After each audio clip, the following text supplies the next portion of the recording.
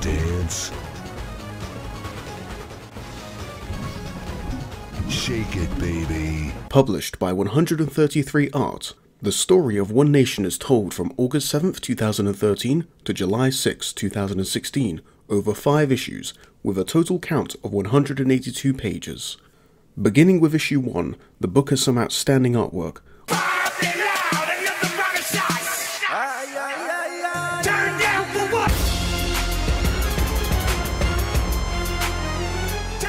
Although I must say, something about the faces seems a little off.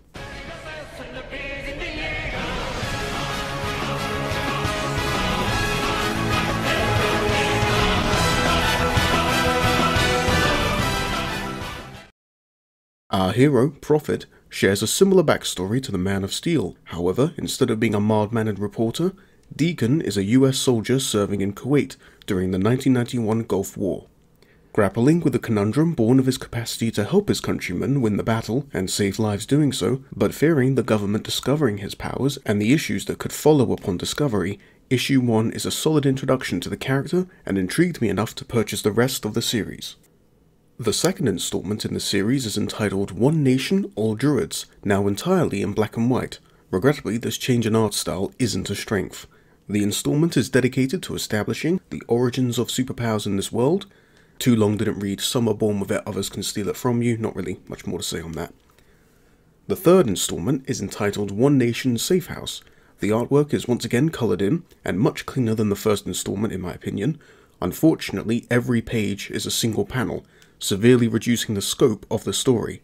In addition, there are 56 pages, but 10 of them are black screens with small amounts of text and or a white flash, with multiple pages reusing art. 7 panels are reused a total of 20 times, with only the addition of blur, zoom, and or a colour filter added on top.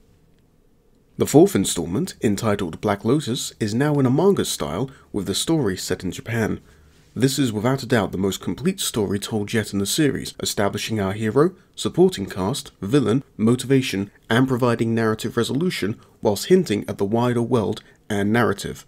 A very well made book, with no skimping on content, and a very good sign for the series. The fifth installment and direct continuation of the first, One Nation Issue 2, continuing with coloured art in the original Western style that has the same clean aesthetic as Safe House. From a narrative perspective, this feels like a stepping stone towards the real story contained in Issue 3, not released yet, with an introduction to a police officer caricature, insight into Paragon's relationship with the government, bringing one of the characters from the side books into the setting, and setting the stage for the LA riots, fingers crossed for Roof Koreans. Unfortunately, I have purchased many first issues, not enjoyed them, and moved on. I have no interest in being a negative reviewer, and frankly zero motivation to spend my money on products I don't like.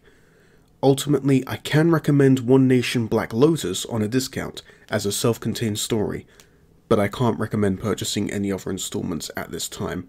The main storyline contained in issue 1 and 2 shows promise, but it has been 4 years since the last release. While it's a good beginning, that's all it is, a beginning.